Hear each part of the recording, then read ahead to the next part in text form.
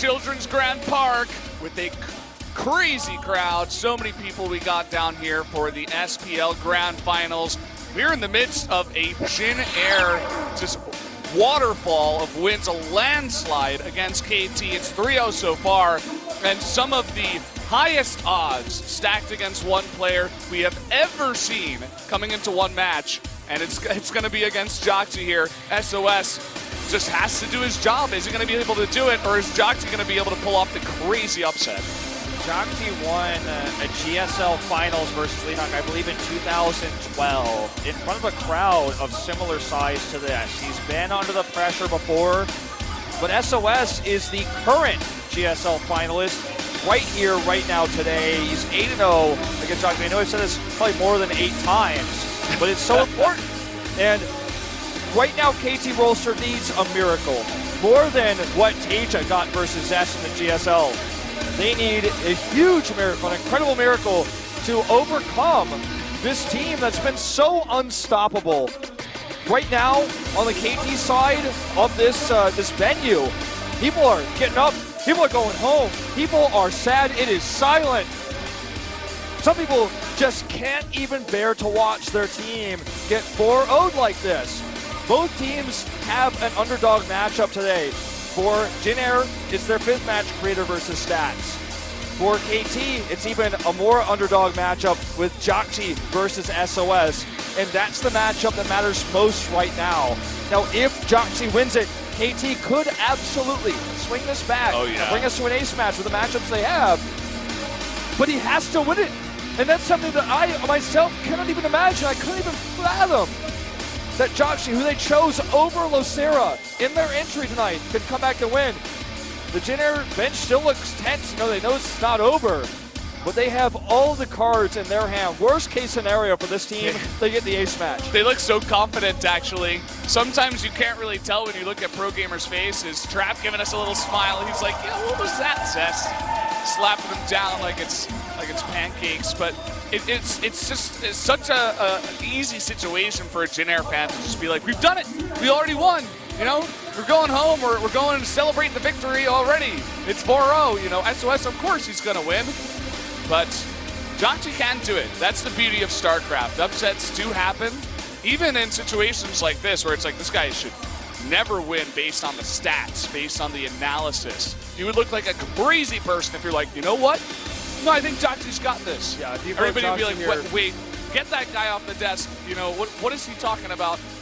What is he taking before this cast? But yeah, if you vote jjakji here, just statistically, you're wrong. But you may know something that we don't know, and that may be what HOT Forever knows. Choosing jjakji here over Losera, he gets unlucky, and then he has to face SoS, but that only really matters because they're on match point here. As we talked about before, this actually is a good thing for KT Rolster if they're ahead, because it means that SOS's massive power spike that he hits here in this entry slams into KT's weakest player. Yeah. So you don't want to use your ultimate on somebody who's already dead, you know? Yeah. You want to save your best player for someone like, as we were saying before, Maru against TY. You want to take out TY with one of your great players. Jin Air got the good lineup there, and then KT got the advantage here. But as you were saying, they were expecting to win at least one game, right, before this one. They were expecting maybe Zest to take it, or TY with a bit of an upset over Maru, or even Trust, you know, because Kier was in such a deep, not a slump, but he wasn't really doing so well in his last 10 games. Trust was an amazing nobody did it. Yeah, Trust was an amazing performance in the Star League versus Terran, specifically defeating Innovation as well in Grand Postseason. Yeah. But I mean, there was a reason that everybody else voted for Trust, right? Yeah. Like all the casters out here except me, everybody voted for Trust. And it made sense, you know, right? But Kier able to take that one. Maybe the experience on stage. Trust seemed to not really be able to handle just a little bit of pressure. Look at all those faces, the 3 losers actually. Losera can't even believe it. He's like, I should be in the booth. Well, something else we'll never know too, and this does happen. Sometimes it's pretty rare, especially in Korea. This will happen more often overseas. The coach will say, you know, what build he wants Zest to do. But when Zest gets in the game, he does a cannon rush. You know, this, like, it could be that it could be that when Trust and Stats went over there, they were like, I thought we talked about this. I can't believe you did this. I can't believe you did a build that has one of the lowest percentages win rate worldwide. In any region you ask anybody, cannon rushing is almost a joke. You don't do it. It catches people off guard. You win with it. 1 in a million circumstance. If KT's up 2-0, I love the build. They're down 0-2. I think it was a bad choice and it backfired big time. All right, let's look at these two players. SoS 3-0. jjakji 0-2 this season. And he's 0-1 versus Jin-Air. Never even played this matchup. He is 0-8 versus SoS. Everything. Like we said, every single stat goes in SOS's way. How many BlizzCon championships does jjakji have? None. I don't mean to rub it in his face. Of course, he's a GSL champion, as you said. But that was a long time ago. SOS, he didn't have the super dominant Pro League that he has had in the past, but he's still really, really on form and looking set to win this game. Let's see if he can close it out. SOS has international titles across the world, BlizzCons. This guy has seen it all, he's done it all. He is right now considered by many to be the king of Starcraft, the best player in the world, against somebody who can't make GSL, Code S, can't advance to the round of 16 of Star League, and he is a massive underdog, jjakji. Jin-Air does get pushed back here a little bit by KT, but still massively in favor on the Twitter votes. Those KT fans, they're hoping that their one hashtag is going to push jjakji over the edge, given that one little boost of, morale, I'd have to say, going into this game against a monster. Guys, we're going to start game number 4. Can jjakji do it? Or is SOS going to close it out here for the 4-0? Let's find out on Frozen Temple.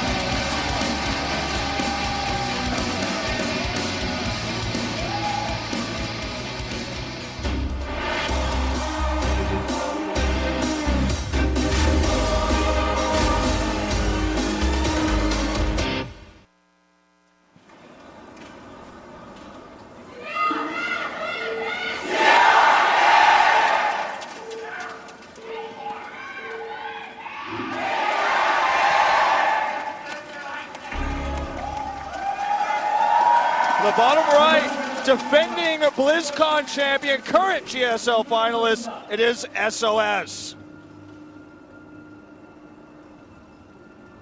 And in the top left, in the red, he needs to win this game to keep KT's hopes alive. It is jjakji. Here we go, guys. This could be it, the last Pro League game of the year. And our 16th grand final of a tournament spanning 13 years of history. SOS could be the one to end it all. Now, on Frozen Temple, it's a 2-player map. jjakji, the chosen player. Now, looking at this lineup initially, I was thinking probably we'd see something Cyclone-oriented, because can jjakji win a straight-up game versus SOS? Feels unlikely, right? I mean, look at how well this guy has played versus Terran all year long. jjakji is just 3 levels below. If you could put a letter on it, I mean, compared to jjakji, or compared to SOS, who's Code S, jjakji is Code C, man. He's just below. He's not on the same level right now. He needs a miracle, and he's going to have to make it happen, because in StarCraft 2, there is no chance. There is no hopes and praying. It is your skill against your opponents. We're going to have a proxy here, perhaps. Let's see if he wants to build something over there at that pylon. He might just be hiding it, because that's a really cute thing to do against someone who has this much pressure on them. It's like, yeah, I'm just going to hide one pylon. He's never going to find that. I mean, he's going to go into my base and think I'm proxying something and freak out and start to send scouts all over the base and be like, hey, what's going on? What am I up against? I don't really know. It looks like he is actually going to proxy something, perhaps. I imagine it will be the Twilight Council, and we will see DTs. No, a robotics. Ooh. So there's a few things this could be. The Immortal push is the least likely, considering this is not really a proxy. It's actually, proxy is used because it means close in proximity. This is actually a hidden robo, and he scouts it! This is the beginning of perhaps what KT Roaster needs. It is. I mean, it's just huge to get that scout down. He went into the base and he saw there was one missing pylon, so he knew there was something out there on the map. But to scout it this early on and have just a clear idea of what's coming your way is really, really nice for jjakji. It'll, relieve some of that pressure, make him feel comfortable and say, hey, I faced this before on the ladder. I know how to execute from here. Let me just try to do that and not think about where I am and what's going on and just try to play my game. The ball is really in his court now. He can do whatever he wants. Now, it's going to be a warp prism here, so very early aggression from SOS. Let's see how many gateways he decides to add. 2 more for the time being. 3 gateway adept, warp prism builds can win you the game, actually. Nice wall off here.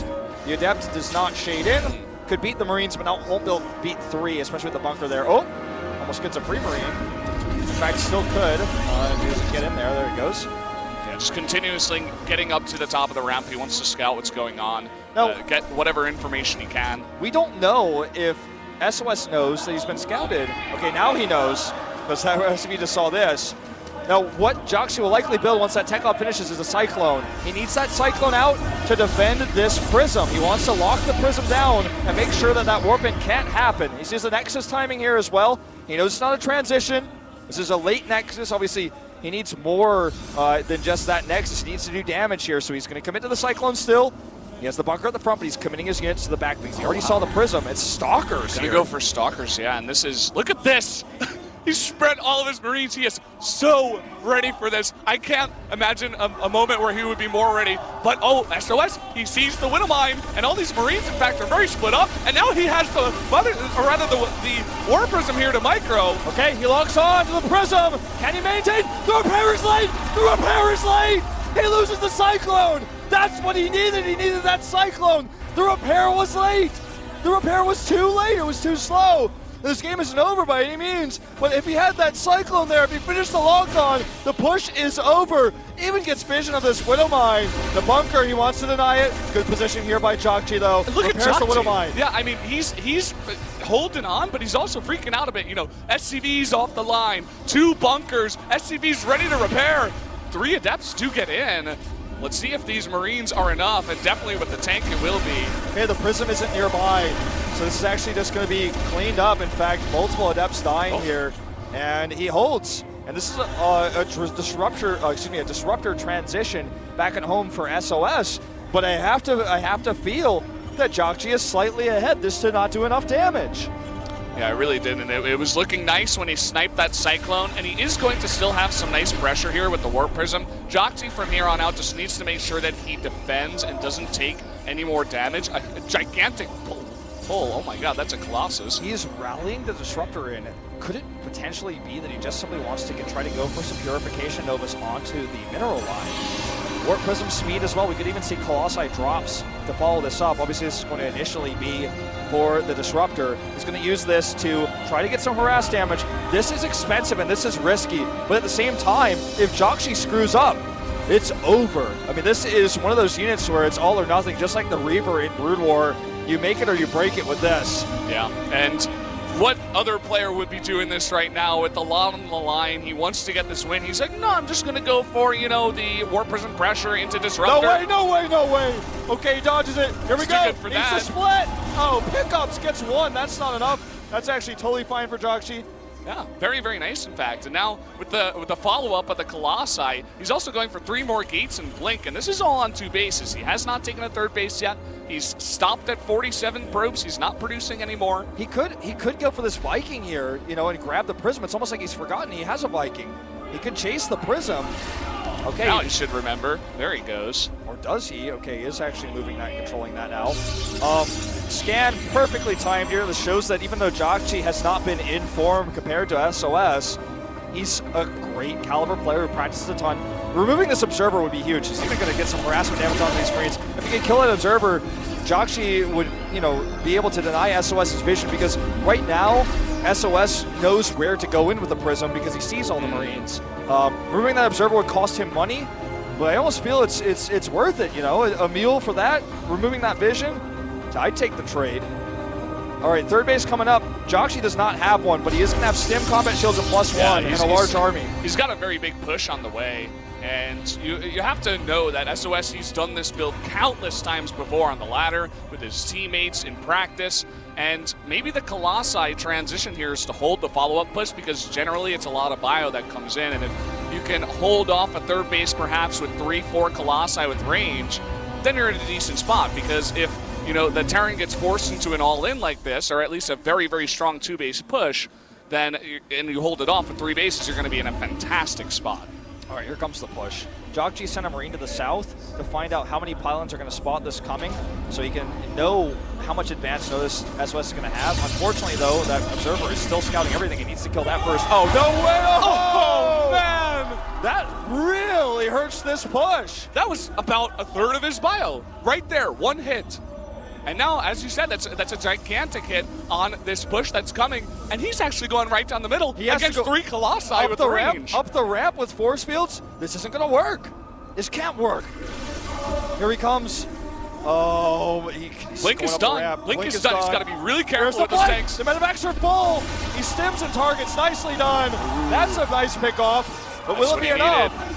Well, he's got a decent push still. This is 4 tanks. He needs to target them properly. There's no Vikings with this push to deal with the Colossi. He needs to have good splits. The Adepts do not have attack speed. Not quite yet, but all the Colossi in the back are so covered there. And absolutely no way is jjakji going to win that fight. He has to back off. And where does he go from here? He's going into Liberators. I guess the follow-up push is his only way. He'll float the main to the third, but SOS in a fantastic position, getting all of his tech up. All the very expensive Colossi survive. He's really in a good spot here. I saw stats there pointing out some of the weaknesses of potentially of what SOS has. His anti-air is limited. The Liberators, if SOS makes a big mistake, could turn the game because he doesn't have that many Stalkers. He is fixing that right now, as you guys can see on the production tab. You have to have a good ratio of anti-air units to deal with the Terran army of this style, of this caliber. I really feel like the only thing that SOS is missing, though, is a Dark Shrine. A Dark Shrine will allow him safety in a crazy base trade that could potentially happen because of those Liberators. Fusion Core is on the way. I mean, jjakji knows that coming up he wants to get advanced ballistics. He wants to commit to the Liberators specifically. But, I mean, this is never going to be broken with what SOS has. But SOS can take a 4th. He can continue to upgrade. Yeah, I like what SOS is doing. He's being very, very careful about this. Just slowly poking him with 1 observer. He's not going to be attacking up that ramp like jjakji did. As you said, taking the 4th base. He's going to continue to tech up. I would love if he, got into the base, actually scouted what's going on, and he's actually doing that right now. Wants to, see what's going on at the 3rd base, maybe go in and see some tech. Seems to be a bit scared by this army, doesn't want to get that scan, but still SOS in a great spot. He hasn't made any more disruptors. By the way, this observer does survive. The second scan he missed, and SOS's multitasking is so good he's dodging scans with that observer. Advanced ballistics only now started. It's not ready yet, and we're going to start to see some harassment here. I was going to say one thing SOS doesn't know is that this is a lifted main CC. If he sends that warp prism into the main, he's about to find out. This leads me to believe he doesn't know because he was looking to go for the harass in the main base. This army is looking for that prism. Just looking for it. There's only 1 Marine in there, yeah. But 2 Adepts just chilling out, and SOS moving a bit in the middle of the map. And he's continuing to produce Colossi as well. This is very interesting to see, going up to 6. He is going to transition into Archons and even perhaps Storm after this. Hyun or Innovation or Maru would be dropping all over the place right now as jjakji trying to find a hole, trying to find a weak point. jjakji's been in a turtle mode, defense mode all game long since the beginning, and now it's just going to pay for it. That speed prism's coming in the natural here. Adepts come in as well, and this is going to really start working on his mineral line. Now he comes in here, there's no CC, so this actually could be a boon for jjakji, in fact, as he kills his prism for free. Look at how much damage is getting done at the natural, though. There's no response there, only responding to the warp prism. He scouts the fusion core as well, has to know that that upgrade is on the way, and now the entire natural, half of his mining right now, is just totally wiped out. Here we go. I mean, he's going to kill these Adepts, finally, but not even with an efficient trade, in fact. Look at this. Wow. The upgrades are so much better, and +1 armor wasn't even done. It is now. The prism survives.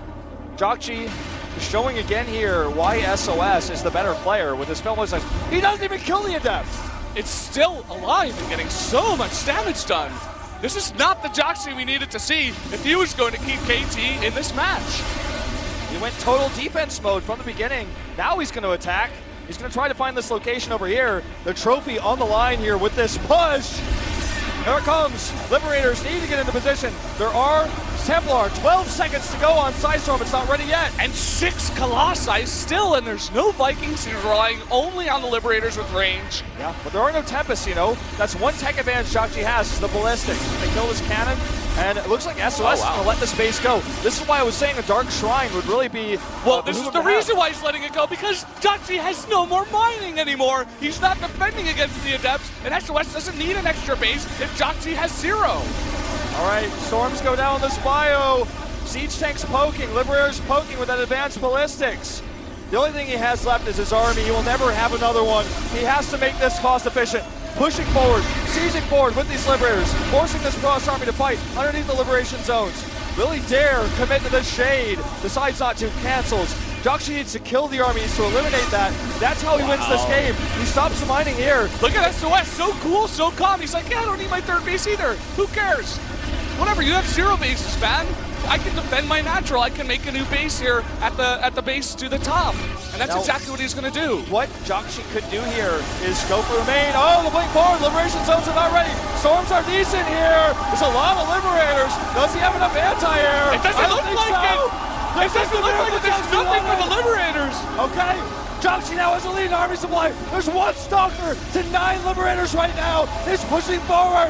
SOS may have overestimated his advantage here because he doesn't have the anti-air, he doesn't have Tempest to deal with the Ballistics. Oh, and he doesn't have another base too because he gave them all up and he couldn't hold the other one. +3 is not going to help him out here. He doesn't have any units to deal with these Liberators. It looks like the Nexus was canceled as well or killed.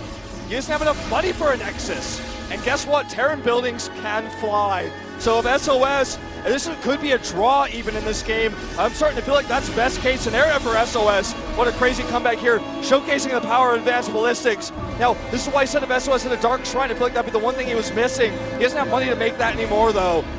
He has to try to win this game off this army alone. Could, but I don't know if he wants to. It looks like he wants to go around the Liberators. Another good choice. Every Stalker is so important. Every Stalker is so important. Anti-air is king in this game now. And I feel like these Marauders should not even be here. I feel like they should be trying to eliminate probes. There's 52 of them on the map, and soon he will have enough for another Nexus. And when he gets that, he gets the money to make the anti-air to kill jjakji's army. If jjakji is defending, I feel like it's the wrong choice. He's actually going to take this base now. 52 probes worth of mining. Once that gets up... jjakji is still defending, as you said. He doesn't really have a base. It's almost like he thinks, oh, I can hold from here, and I've done enough damage to SOS, and we'll just rebuild, and I'll be ahead. But I don't think that's the case. As you said, SOS gets to their base here. It's not looking too good for jjakji because the army of SOS is still very strong against ground units, so unless they're going to be making more Liberators, but eventually the Protoss will get something to deal with it if you let them keep a base for long enough. jjakji is having trouble deciding what to do with his resources. He's spending half of his resources on repairs, the other half on trying to rebuild the SCV count. He has mules, and look, if he gets even 1, that's a huge win for SOS. Huge. He's rebuilding that SCV count, but if you can look at the production tab, you see it's not like making anything else, and he's not stopping SOS from rebuilding his economy. And that's the scary thing, because this Protoss army, if its economy is rebuilt, he has more Storms, he has these Stalkers. The Liberators, he tried to repair them, he spent most of his money on that, but realistically, they're all still very low. They're not actually high on health. This is a move I like, but he's going to the wrong base. He may actually now incorrectly assume, oh no, he's going to fly this one right to the army. Oh no! And with Blink, this goes down for free. And every single Liberator, as we said, is so valuable at this point. I think what jjakji should have done, because he had that lead and there was no way for SOS to make 7 Liberators. He had no way for him to make anti-air. If he had gone to the main base, sieged that up, and controlled the ramp, SOS army would have never been able to come back to defend. He kills the main, and then eventually wins the game as a result. Now, I mean, it's not over yet, but 16 Stalkers, what we saw before, what, 2 when he had out? He's just long distance mining until he had enough money to mine from this Nexus. This Nexus allows him this economy to make another Nexus, to get Stalkers, and it looks hopeless again here for jjakji. One miracle went his way. He won that one fight. That was the miracle he needed, man. Yeah, but can he do had it that again? fight. Well, he's going to set up here. Okay, there's a lot of liberation zones, but there's even more Stalkers. Marauders on the ground as well. This could be the last fight. Storms flanking the army. Down to 40 supply is jjakji. He leans back in his chair. They've done it! Celebrating GG! 4-0. They are your champions. Here is SOS!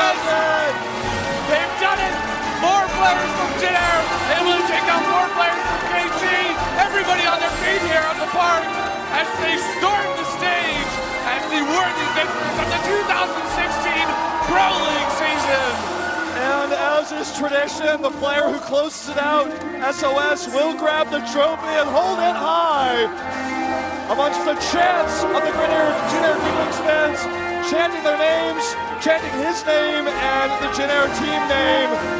This is what Pro League is all about. The fans, the crowd, the energy. And it is SoS who wins out in the end through adversity in that one model where he lost his anti-air. He made the better decisions. This team dominant all year long. I said I was on the Junior hype plane in January. We're now in September, 8 months later. And Kratos like, I didn't have to play.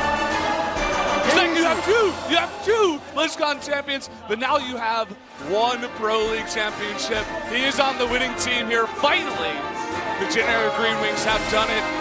What you guys don't see is KT solemnly walking off the stage, very despondent at this point as Junior celebrates their victory. What a great moment for them and their team, their coach.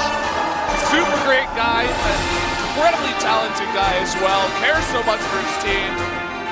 And this is just a team of emotions, a passion project. We saw in the interview, Junior is just a name sponsor for this team. This is not an official organization that has the backing of a J-Ball company like the rest of PESPA. And with this win, this team, this organization started in 2011 as PESPA's 8th team, picked up by Junior in 2014, picked up Maru, SoS, the ex-Moonjin player. There's Maru himself. This team finally has their moment and gets an all-kill, and it almost only happens in dreams. And these players' dreams, the idea, the concept, that they would defeat a world-class team 4-0 and move on, winning everything the entire year, cultivated in this one night, on this one stage. Picking up the coach. Coach of the year, by the way. Deserves it for sure. He's taken this team from, as you said, 7th place twice. You know, not great results overall into just a world-class team. He definitely deserves it, and so do all of those players. I love that they give each of their coaches a lift here. All of the players who won their games and contributed to the all-kill, every single one deserves a mention. Cure, even on his slump, he takes the win. Maru able to take a great TBT against TY. Trap taking out the Kingslayer Zest on a questionable decision of Zest going for a cannon rush, and then SoS in a scary one there for a bit. Pulls it out, does his job, and takes the 4-0. Funny to see him holding the trophy as the 4th player. I'm not sure they expected the 4-0, but it's funny the way it works out. SoS, a champion once again.